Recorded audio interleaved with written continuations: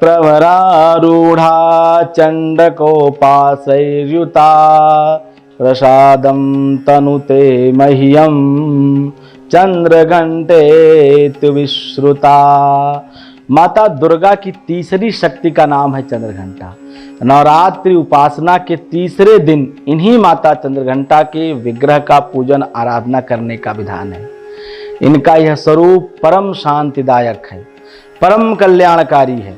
इनके मस्तक में घंटे के आकार का अर्धचंद्र है, इसी कारण से इन्हें चंद्रघंटा देवी कहा जाता है। इनके शरीर का रंग स्वर्ण के समान चमकीला है। इनके 10 हाथ हैं। इनके 10 हाथों में खड्ग आदि शस्त्र तथा बाण आदि अस्त्र विभूषित हैं। इनके वाहन सिंह हैं। इनकी मुद्रा युद्ध के लिए उद्यत रहने की है। इनके घंटे की भयानक चंड ध्वनि से अत्याचारी दानव, दुष्ट, दैत्य, राक्षस सदैव प्रकंपित होते रहते हैं, भयाक्रांत रहते हैं।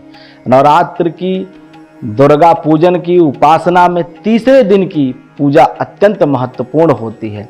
इस दिन साधक का मन, भक्त का मन मणिपूरक चक्र में प्रविष्ट होता है। माँ चंद्रघंटा की कृपा से उसे अलौकिक वस्तुओं के दर्शन होते हैं, दिव्य सुगंधों का अनुभव होता है। वह तमाम प्रकार की ध्वनियों को सुनने लगता है।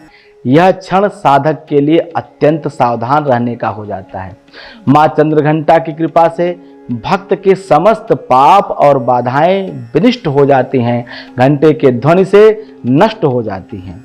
माता चंद्रघंटा की आराधना से सुखद फल प्राप्त होते हैं। इनकी मुद्रा सदैव युद्ध के लिए चूंकि अभिमुख रहती है, अतः भक्तों के कष्ट का निवारण अत्यंत शीघ्रता से हो जाता है माता चंद्रघंटा के आवाहन से। माता चंद्रघंटा के आवाहन से भक्त निर्भय हो जाता है, सिंह की तरह पराक्रमी हो जाता है, भय मुक्त हो जाता है, क्योंकि इनके घंटे के ध्वनि से उसके आसपास रहने वाले समस्त प्रकार की बुरी आत्माएं, प्रेत, दोष, बाधा, नकारात्मक शक्तियां सब दूर चली जाती हैं। सब ऐसे भक्तों के पास कभी नहीं आती जो माता चंद्रघंटा की उपासना करते हैं। इनका ध्यान करने मात्र से, इनकी शरणागति लेने मात्र से व्यक्ति के समस्त प्रकार के पाप, समस्त प्रकार की बुरी शक्तियों का नाश होता है और सकारात्मकता का संचार होता है। दुष्टों का दमन और विनाश करने में सदैव तत्पर रहने वाली माता चंद्रघंटा है। इनका स्वरूप दर्शक और आराधक के लिए अत्यंत सौम्यता एवं शांति से परिपूर्ण रहता है।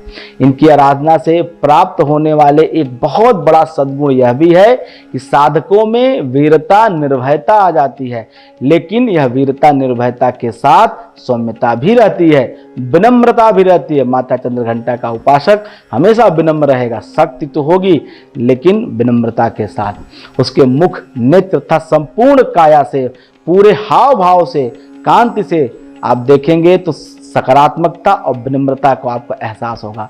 उसके चेहरे की कांति में वृद्धि होती है। स्वर में दिव्य अलौकिक माधुर्य का समावेश हो जाता है। माँ चंद्रघंटा के भक्त और उपासक जहाँ भी जाते हैं, लोग उन्हें देखकर शांति और सुख का अनुभव करते हैं।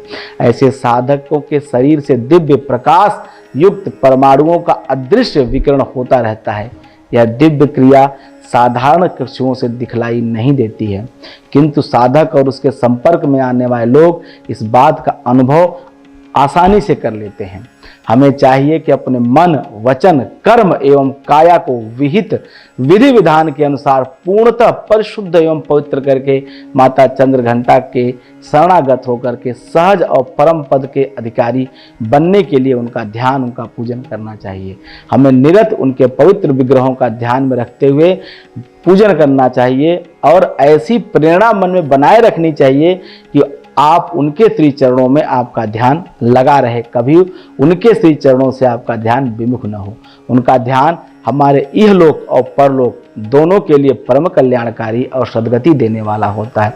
माँ चंद्रघंटा का सबसे बड़ा लाभ यह है कि जातक कैसी भी स्थिति में हो, किसी भी भय से पीड़ित हो, किसी भी तरह की समस्या से पीड़ित हो, माता चंद्रघंटा के ध्यान मात्र से जो घंटे की ध्वनि है, उस ध्वनि को सुनने के बाद संसार के सभी कष्टों, सभी पीड़ा से मुक्ति मिल जाती है।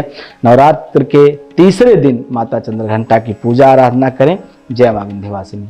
हमारे साथ जुड़े रहने के लिए देखते रहिए देश रोजाना का YouTube चैनल। सब्सक्राइब कीजिए, साथ ही देश रोजाना की खबरें सबसे पहले देखने के लिए प्रेस कीजिए बेल आइकन।